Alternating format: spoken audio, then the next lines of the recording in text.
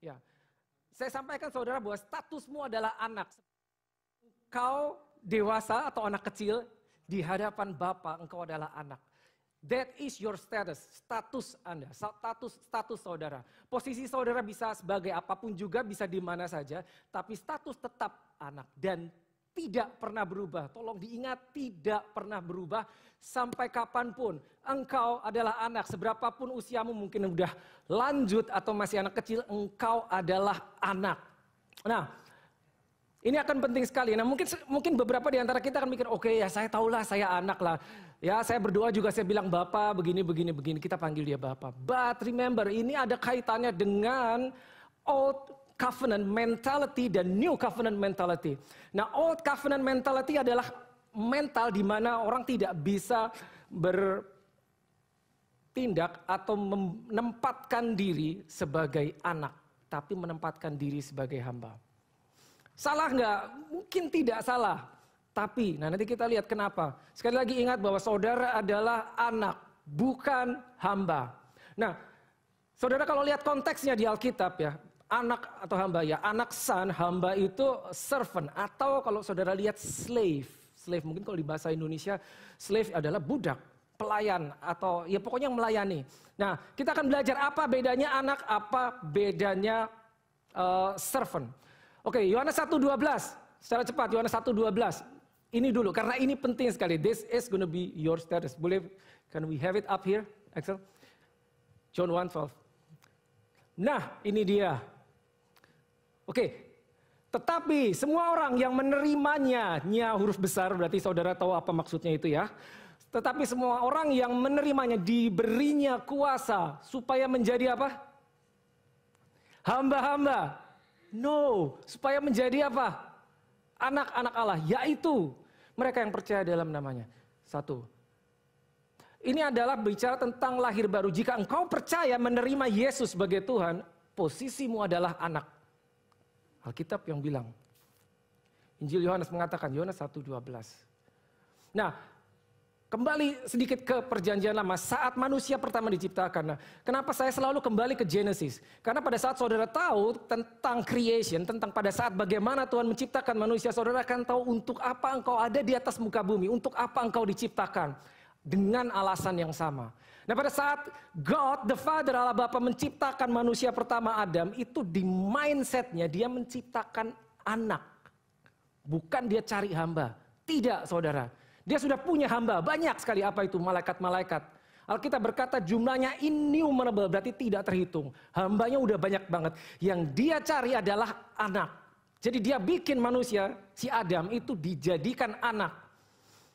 Tahu dari mana? Kalau saudara buka di Lukas 3 itu isinya silsilah. Si ini punya anak ini, si ini punya anak panjang itu isinya silsilah semua Lukas 3. Tapi Lukas 3 ayat yang terakhir, Luke 3:38. Lukas 3:38 berkata apa? Anak Enos, anak Set, anak Adam, the son of God. Adam itu anak Allah. Nah, ini menjelaskan kenapa ya.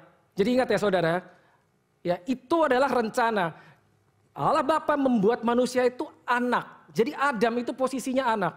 Mungkin gak banyak yang tahu. Nah, ini menjelaskan kenapa si jahat, the devil, musuhnya iblis itu ingin mencuri posisi Adam. Nah, bayangkan saudara, kalau Adam itu hanya hamba, si iblis gak perlu mengincar posisinya si Adam. Karena dia tahu ini anak. Dia ingin posisinya si anak. Make sense toh? Anggap ya. Makanya itu si jahat, saya mau posisi yang itu. Dia gak punya posisi itu. Jadi pada saat dia tahu ini Adam itu special, son, anak. Dia mau posisi itu. Kalau Adam cuma hamba, ya adik kamu hamba lah, sama saja lah sama saya posisinya. Dia nggak inginkan itu. Yang diincar adalah posisinya. Sekali lagi saya ulang, ini sangat penting sekali posisinya. Sangat penting saudara tahu saudara itu anak, ya. Nah, sekarang kita lihat apa bedanya perbedaan antara anak sama hamba. The son and servant. 1. Anak itu punya full akses terhadap apa yang dimiliki orang tuanya, dimiliki ayahnya. So if you are sons of God, engkau punya akses atas semua yang dimiliki Bapamu. Ya, coba bayangkan, makanya tadi saya tanya siapa yang punya anak. Nah, suatu saat apa yang kau miliki kan jatuh kepada anakmu toh. Benar, saudara? Ya seperti itu. Gitu. Maka jika mental saudara adalah anak, saudara punya akses terhadap apa yang dimiliki Bapa di surga. Nah, itu adalah the true prosperity. Bagi dunia, prosperity adalah apa yang dimiliki, seberapa banyak yang dimiliki.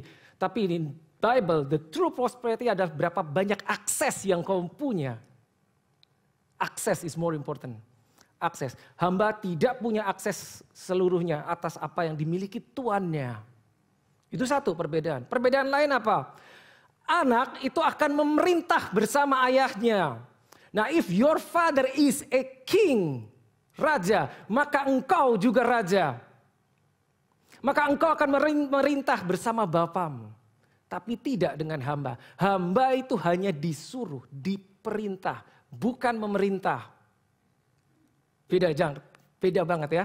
Jelas beda sekali. Ya. Anak punya akses, hamba tidak. Anak memerintah bersama ayahnya raja, ya.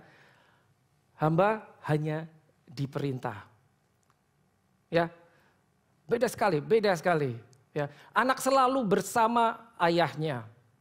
Nah, hamba itu bekerja untuk tuannya, tapi kalau anak bekerja bersama tuannya. Beda sekali. Anak punya kuasa. Kenapa? Karena diberi kuasa oleh ayahnya. Yang raja itu tadi. Tapi hamba tidak punya kuasa. Dia terbatas kuasanya. Contohnya malaikat itu adalah hamba-hamba. Ya, hamba. Karena memang diciptakan dengan status hamba. Para malaikat itu. Tidak pernah saudara jumpai malaikat punya inisiatif melakukan sesuatu kalau nggak disuruh toh. Karena mereka hamba. Gitu loh. Nah, engkau anak saudara. Bukan hamba. Sebentar, mungkin masih ada yang benarkah kita bukan hamba? Bagaimana dengan kita harus menjadi hamba yang setia?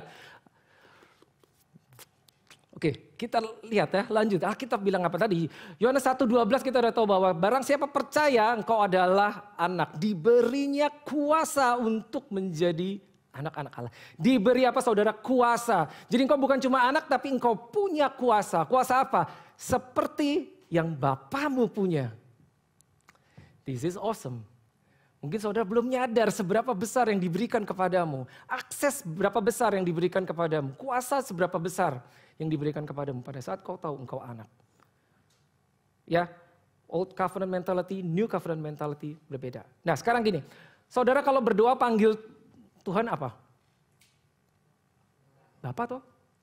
Nah pernahkah saudara baca di perjanjian lama, Nabi siapa, you name it, sehebat apapun Abraham, David, Moses, you name it. Mereka panggil Tuhan sebagai Bapa.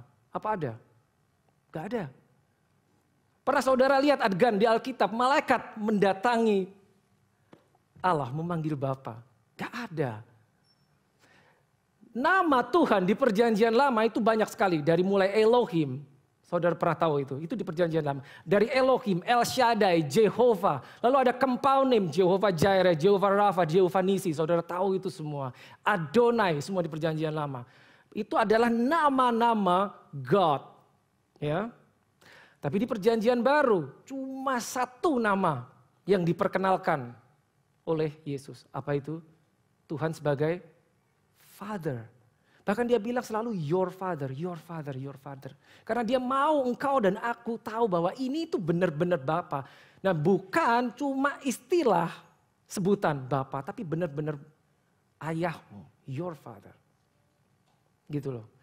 Nah kenapa itu hanya di perjanjian baru? Because the revelation about the Father, this is important, hanya bisa di-reveal oleh the Son. Makanya di perjanjian lama tidak ada istilah Bapa, sebutan Tuhan itu Bapa. Karena harus the Son, siapa itu? Jesus himself.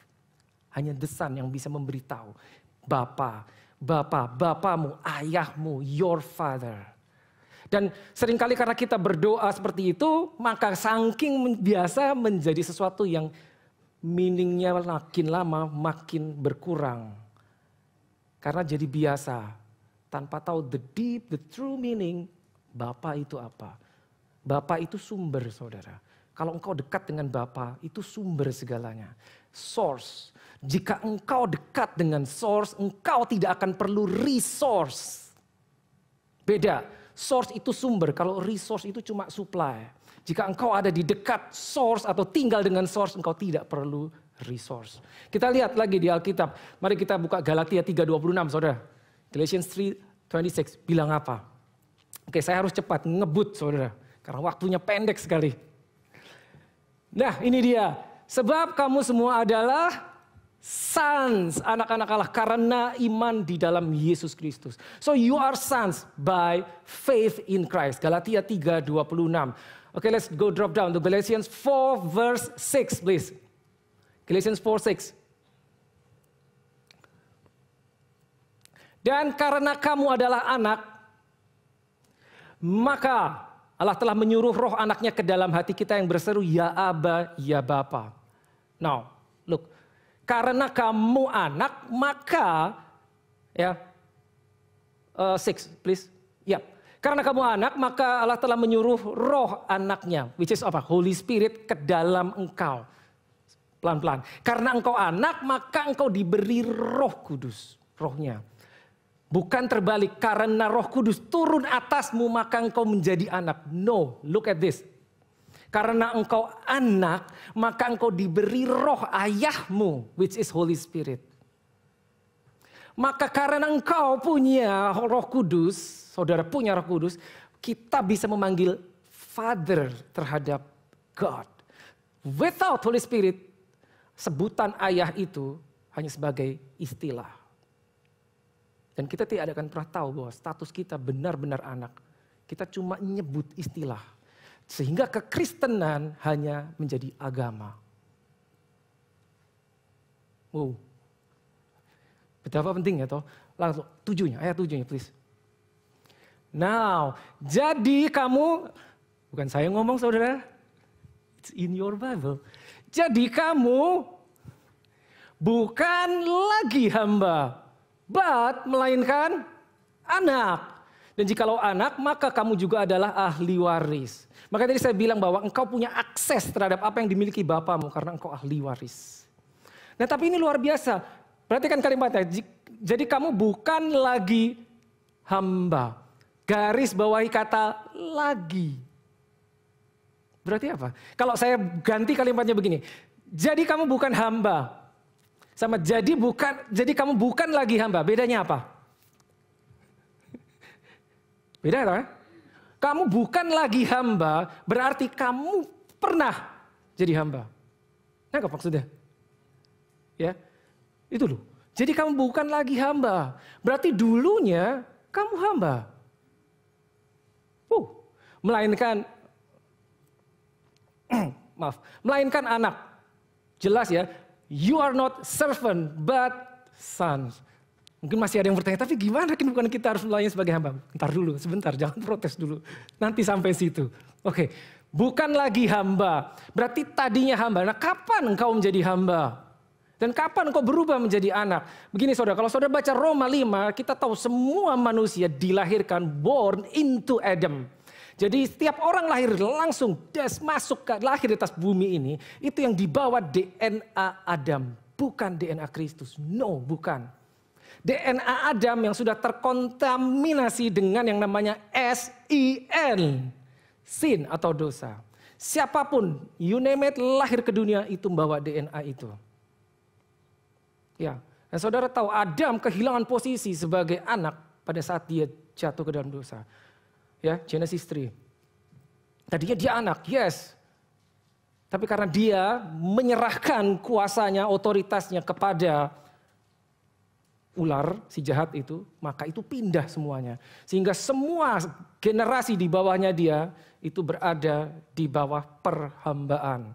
Bukan lagi son, hilang. Sampai harus dikirim the Son, Jesus Christ, untuk memulihkan semua. Sehingga engkau dan aku sekarang kembali menjadi anak. Kapan? Pada saat lahir baru. Tadi yang disebut Yohanes 1:12. Barang siapa percaya kepadanya, diberinya kuasa. Nah kuasa di situ dalam bahasa aslinya adalah exousia, authority. Nanti itu ibadah 2. Menjadi anak-anak Allah. Jadi sebelum engkau lahir baru saudara, itu masih hamba. Hamba itu nggak punya akses, nggak punya power, tidak punya kuasa. Nggak punya, anak punya. Beda ya, anggap ya. Oke, let's go to Romans 8, 15 and 16. Romans 8, 15, 16. Sebab, nah ini mirip. Sebab kamu tidak menerima roh perbudakan, ya, the spirit of slavery, ya, yang membuat kamu menjadi takut lagi, garis bawahi lagi. Berarti sebelumnya takut. Ya, nangkap ya, jadi baca Alkitab pelan-pelan. This is the detail. Sebab kamu tidak menerima roh perbudakan yang membuat kamu menjadi takut lagi. Tetapi kamu telah menerima apa ini saudara? Rohnya huruf besar. Roh yang menjadikan kamu anak Allah. Oleh roh itu kamu berseru, ya Aba, ya Bapa. Now you try to search in your Bible. Alkitab versi apapun, bahasa manapun ini tidak diterjemahkan. Ya Aba, ya Bapa. Ini bahasa Ibrani. Aba means not only father but daddy. Very close. Itu yang dimaui Allah Bapa. Engkau begitu dekat.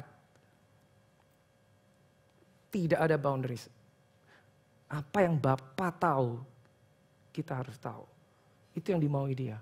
Kau tidak menerima, boleh sekali lagi? Roh perbudakan yang membuat kamu menjadi takut lagi. Jadi sebelumnya takut, kapan itu takut? Pada saat posisi kita belum menjadi anak, masih menjadi hamba. Karena apa? Itu berada di bawah ini saudara, roh perbudakan. Yang isinya adalah fear, ketakutan.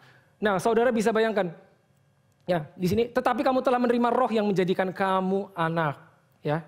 Nah saudara bisa bayangkan bangsa Israel selama ratusan tahun berada di bawah hukum Taurat. Kalau kita sering menggunakan kata takut akan Tuhan. Tentunya bukan takut ngeri, bukan. Tapi kalau mereka zaman dulu maksudnya di bawah hukum Taurat itu takut tuh benar-benar ngeri. Bisa dibayangkan di bawah hukum Taurat itu there is no grace. Gak ada saudara. If you want grace hanya bisa apa? Jika engkau taat engkau dapat berkat, diberkati. Jika engkau melanggar kutuk, curse. Nah kutukan itu selalu, hampir selalu saudara baca di Alkitab saudara, ada yang namanya korban jiwa. Orang mati, kena kutuk, kena tulah, bahasa Indonesia menggunakan kutuk ulah. Mati. Nah mati itu gak 1-2 orang, sekali mati sekian ratus orang, sekali mati sekian ribu orang. Nah bayangkan orang yang hidup di posisi seperti itu, takut gak? Takut, ngeri. Dan mereka tahu kutuk itu dari atas datangnya. Yang ngirim kutuk siapa? Allah sendiri. Allah mereka. Nah tiba-tiba suatu hari ada seorang anak tukang kayu berjalan dan berkata, your father itu loh. That is your father. Coba, bisa dipercaya gak? Mereka dalam keadaan ini kalau saya salah, saya kena kutuk, siap-siap aja pokoknya. Tiba-tiba dia bilang your father, mereka bingung. Gambaran tentang father itu belum muncul. Karena yang mereka tahu God of Israel itu seperti itu, keras. Engkau taat, engkau diberkati, engkau melanggar, habis kena kutuk. Tiba-tiba berubah. Seorang tukang kayu itu tadi yang membawa revelation. Yang ini ayahmu. Yang ini ayahmu. Hampiri dia, come to the Father. Nah saudara ingat cerita tentang perumpamaan anak yang hilang. Wih cepat banget. I got only 10 minutes. Saudara tahu cerita tentang anak yang hilang. Saya rasa semua pernah dengar, dari Sunday School pernah dengar. Ya kan, ada 2 anak tuh. Yang sulung dan yang bungsu. Yang pergi, yang bungsu. Pulang, dikasih macam-macam sama ayahnya. Yang sulung marah. Marah. Dia ngambek, gak mau masuk. Terus ayahnya keluar. Ya. Coba let's go to Luke 15 verse 29, 30, 31. Lukas 15. Anak sulung. Ya, sekali lagi, yang pergi anak bungsu, anak sulung tetap di rumah bersama ayahnya. What is father? Source. Dia punya semuanya. Begitu adiknya datang, dia protes, dia marah. Apa yang diomongkan si anak? Tetapi ia menjawab ayahnya, katanya, Telah bertahun-tahun aku melayani Bapa. Melayani Bapa. Baca lagi ya. Dan belum pernah aku melanggar perintah Bapa. Membanggakan self-righteousness. Aku gak pernah salah Tuhan. Aku melayani Engkau. Ya. Tetapi kepadaku belum pernah Bapa memberikan seekor anak kambing untuk bersukacita dengan sahabatku. Kalau saudara baca di another translation, ini jelas kayak di, I guess it's NIV. Tapi sayang kita gak punya NIV. Ini gini, telah bertahun I've been slaving you. Berarti apa? Dia memposisikan diri dia sebagai hamba, servant, slave. Telah bertahun-tahun aku melayani Bapa dan belum pernah aku melanggar. Dia sangat hati-hati. Dia nggak mau melanggar. Dia memposisikan diri dia sebagai hamba, slave, budak. Di rumah bapaknya sendiri. Di tempat di mana source itu berada. Lihat. Tetapi kepada aku belum pernah Bapa memberikan seekor anak kambing untuk bersukacita dengan sahabat aku. Berarti apa? Satu lagi saudara penting. Jika kita berposisi atau punya mindset sebagai hamba. Pada saat kita melayani, mata kita akan tertuju kepada reward, upah. Tapi jika engkau melayani sebagai anak, kau tidak menunggu upah. Karena engkau tahu. Nah ini jawaban ayahnya luar biasa. Go to the next one. 30. Tetapi baru saja datang, jadi dia protes. Baru saja datang nih adikku nih, anak Bapa, itu kalau bahasa Inggris, your son. Ini tuh, ini oke. Saudara yang suami istri, yang masih punya anak kecil atau sekolah, ya. Suami lah, misalkan engkau pergi kerja, tiba-tiba engkau pulang tiba-tiba sampai rumah istrimu ngomong, anakmu. And all of a sudden it becomes your son, not our son. Sebelum kalimat itu selesai, saudara tahu ini pasti negatif. Kenapa? Karena tiba-tiba bukan anak kita, anakmu. Apa maksudnya? Nah ini yang ngomong si anak sulung, dia bilang your son, ngomong gitu sama bapaknya. Oh that's rude. Baru saja anakmu datang, si your son bahasa Inggrisnya, yang telah memboroskan harta kekayaanmu bersama dengan pelacur-pelacur. Maka Bapa menyembelih anak lembu tambun itu untuk dia. Nah habis ini ayahnya jawab, this is amazing. Next verse, 31. Lihat, kata ayahnya kepadanya, anakku, engkau selalu bersama-sama dengan aku. Source, ingat saudara. Dan, ingat ini saudara, segala kepunyaanku adalah kepunyaanmu. Apa itu? Akses. Dengan kata lain apa? Kamu perlu apa? Ambil sendiri, itu punyamu. Tapi karena anaknya tidak tahu, mentalitas itu dia tidak punya, mentalnya hamba. Karena dia bilang, aku tuh udah melayani engkau. Saudara kalau baca perumpamaan ini dari awal, dikatakan ayahnya punya banyak hamba. So he doesn't need another servant. Tapi si anak sulung. Sulung means amazing. Di dalam tradisi Israel, sulung itu selalu double portion inheritance. Dia nggak tahu, jadi dia memposisikan diri sebagai hamba. Nungguin kapan aku dikasih. Padahal dia punya akses, tapi dia nggak tahu. Makanya Bapak bilang, all that I have is yours. Now that is amazing. Bayangkan kalau saudara Yesus, God himself, Bapak tiba-tiba bilang sama kamu. Bilang sama dirimu, dirimu, kamu perlu apa sih? Apa yang kupunya itu engkau punya. How good is that? Ini keren banget. Segala yang Bapak punya, engkau punya. Tapi itu tidak mungkin terjadi without Holy Spirit inside of you. Hanya Holy Spirit yang bisa membuat kita tahu posisi kita, status kita, maaf. Ya. Satu lagi perbedaan apa? Anak itu punya warisan. Hamba nggak dapat warisan, saudara. Tidak dapat.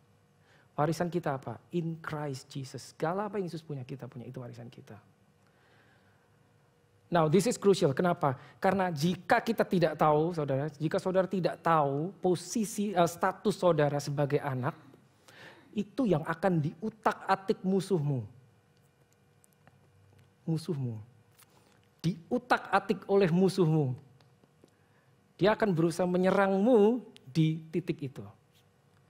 Saudara ingat pada saat Yesus 40 hari berpuasa di padang gurun, dicobai iblis. Ingat ya cerita itu ya. 3 kali si iblis datang mencobai. Pertama suruh ubah batu menjadi roti karena dia tahu ini lagi lapar. Karena puasa 40 hari nggak makan, pasti lapar. Ubah jadi roti. Nggak mau Yesus, padahal Yesus bisa bahkan mengubah iblis menjadi roti kalau dia mau. Tapi dia nggak mau, bukan itu. Ya, lalu jika ya itu pertama, ubah batu jadi roti, lalu suruh lompat dari atas bait suci, ya, dan seterusnya. Lalu yang ketiga suruh menyembah dia. Tapi saudara perhatikan kalimatnya si jahat. Datang kepada Yesus dia ngomong apa? Jika engkau adalah anak Allah. If you are the son of God. Padahal beberapa hari sebelumnya Yesus baru naik dari sungai Yordan habis dibaptis oleh Yohanes Pembaptis dan langit terbuka, turun burung merpati dan ada suara yang berkata apa? Inilah anakku yang kukasihi. Bahkan Jesus himself, Yesus sendiri perlu konfirmasi dari Bapanya untuk menyatakan I am the son.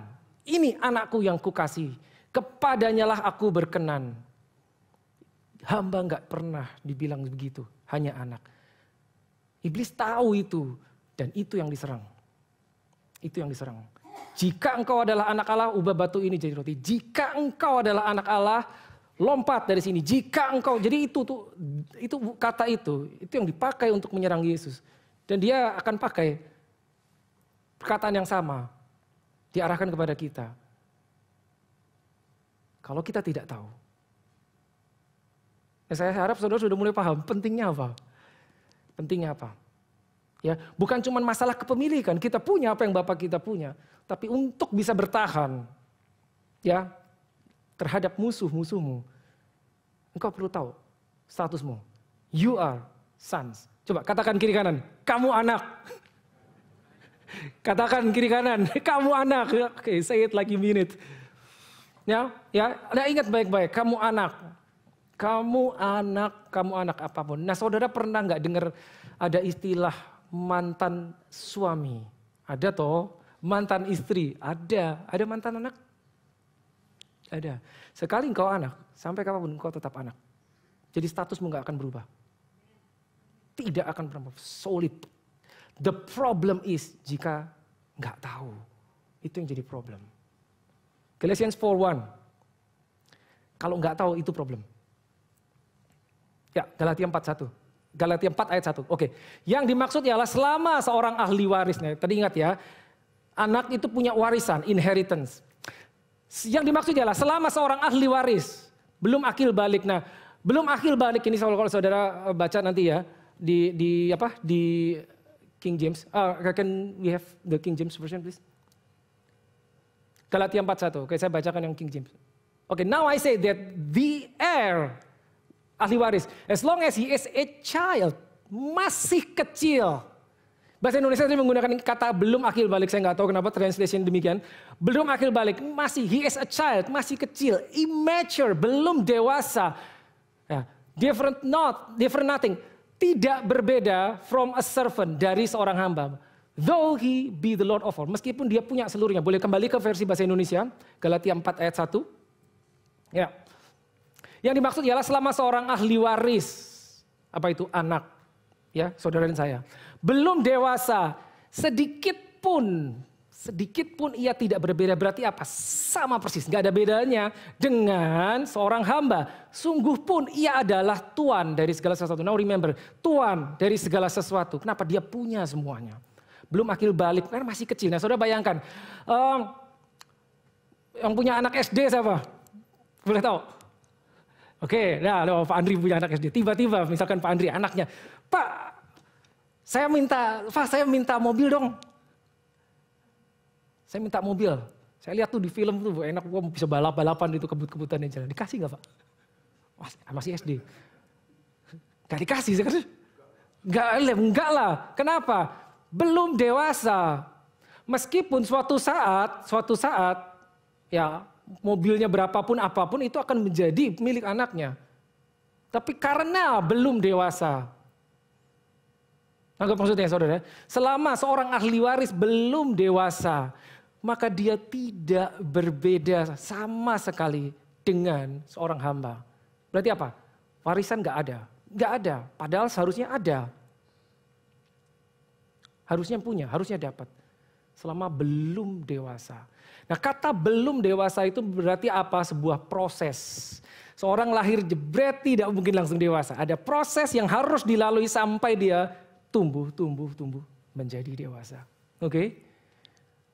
Nah, proses itu nggak banyak semua orang mau lalui. Dari hamba menjadi anak.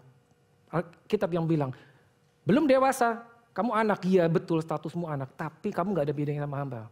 You know nothing about the father's business. Engkau tidak bisa punya kuasa. Sebetulnya punya, tapi karena kau masih kecil. Kau tidak punya akses, sebetulnya punya. Tapi karena kau masih kecil, belum dewasa. Dipandang belum sanggup menghandle tugas sebagai seorang anak. Bisa memerintah, belum bisa karena engkau masih kecil. Belum cukup, belum waktunya, nanti suatu saat sudah dewasa. Kedewasaan selalu berkaitan dengan yang namanya waktu, saudara. Oke, kapan kita mulai jadi anak? Hari pertama saudara lahir baru, statusmu berubah jadi dari hamba menjadi anak. Tadi Alkitab, engkau bukan lagi hamba, tapi anak. Berarti titik itu DNA Adam yang engkau bawa diputus dan langsung digantikan oleh DNA Kristus. Bukan lagi DNA hamba. Bukan lagi DNA-nya Adam. DNA Kristus masuk ke dalam dirimu. Titik kita lahir baru. Ya, tadi ingat Yohanes 1:12, barang siapa percaya kepadanya diberinya power, kuasa, authority untuk menjadi anak. Titik itu kau punya warisan, titik itu kau menjadi anak. Tapi baru lahir. Masih kecil. Harus bertumbuh menjadi dewasa. Harus melalui proses. Itu yang gak enak, saudara. Gak semua orang mau melalui proses. Ya, anak kecil itu banyak tidak bisa melakukan hal yang bisa dilakukan anak gede. Ya, kalau saudara punya anak usia 2 tahun. Ya, kemarin ada Sastra, ada Yun, saya tanya. Ada punya anak kecil, punya ya anak gede. Ya, anak yang kecil saya tanya, udah bisa makan sendiri belum? Masih disuapin? Masih. Yang gede udah makan sendiri? Udah. Kenapa? Karena sudah bisa. Yang satu belum bisa. Gitu, diajari, disuapi. Sesuatu dimasukkan ke dalam tubuhnya. Nah, kedewasaan rohani demikian. Ya, kalau kita masih disuapi, berarti masih kecil, saudara. Harus bertumbuh menjadi dewasa. Sampai bisa makan sendiri, makan makanan yang keras. Suatu saat kita bisa ikut memerintah bersama ayah, bersama bapa. Ya, oke. Jadi engkau adalah anak, bukan hamba, bukan. Oh, wait. Oke, I'll close with this. Oke, kelamaan saya nanti dimarahin si Eli. Ada Eli nggak? Nggak ada. Jangan bilang-bilang. Oke. Oke, Philippians 2:5 and 6. Oke. Nah, saya jawab. Bagaimana dengan pernyataan bahwa kita harus melayani sebagai hamba? Lihat, hendaklah kamu dalam hidupmu bersama menaruh pikiran dan perasaan yang terdapat juga dalam Kristus. Lalu 6, yang walaupun dalam, perhatikan baik-baik saudara, yang walaupun dalam rupa Allah. Siapa tadi? Kristus, Christ, Jesus, yang dalam rupa Allah tidak menganggap kesetaraan dengan Allah itu sebagai milik yang harus dipertahankan. Next, please, 7. Melainkan telah mengosongkan dirinya sendiri. Stop sampai situ. Mengosongkan diri sendiri dan mengambil rupa seorang hamba. Saya ulang. Mengosongkan dirinya, berarti yang mengosongkan siapa? Dia sendiri toh. Yesus sendiri toh. Tidak ada orang lain yang harus datang kepada Yesus. Nih aku kosongin kamu. Kamu harus jadi hamba. Tidak ada. Look at this. Melainkan mengosongkan dirinya. Dan mengambil rupa. Jadi dia secara aktif. Saya mau mengambil rupa jadi hamba. Walaupun saya anak. Yesus datang dia tahu dia anak. tahu 100%, tapi dia memilih mengambil rupa, mengambil posisi sebagai hamba. Status dia tidak pernah berubah. Tidak pernah berubah. Hanya dia memilih mengambil posisi. Jadi gini saudara, sekali lagi, engkau adalah anak, bukan hamba. Tapi engkau adalah anak yang melayani. Tahu bedanya? You are a son who serves. My goodness, one more time. You are a son who serves. Engkau adalah anak yang melayani. Jadi engkau bisa mengambil rupa sebagai hamba. Mengambil posisi sebagai hamba dan melayani. Statusmu anak bukan berubah. Jangan salah. Kenapa? Karena jika kita tidak tahu, kita merasa status kita hamba, bisa melayani, bisa, bagus. Tetapi mata kita akan tertuju kepada reward. Karena kita old covenant mentality. Kita merasa kita nggak punya, nunggu sampai dikasih. Tapi kalau kita tahu kita anak, kita tahu kita punya semua, kita mau menurunkan diri serendah-rendahnya, posisi kita akan secure karena kita tahu saya punya semuanya. Saya punya akses atas apa yang dimiliki ayah saya. Itu bedanya saudara. You are not a servant but you are a son who serves.